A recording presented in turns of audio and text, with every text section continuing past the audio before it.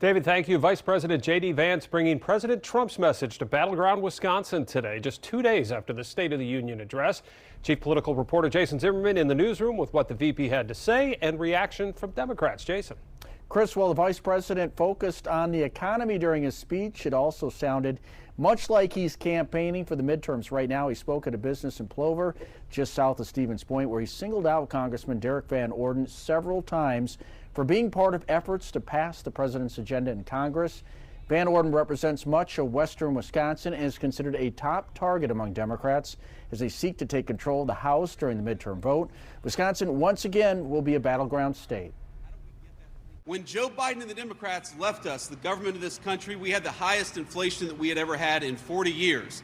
Thanks to Donald Trump and congressional Republicans, we now have inflation at 2.4%, the lowest in 5 years, and it's coming even lower, ladies and gentlemen.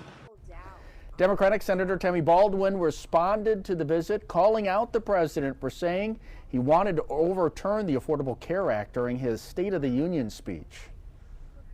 Estimated 250,000 Wisconsinites are set to lose Medicaid coverage or Affordable Care Act coverage because of President Trump and his policies.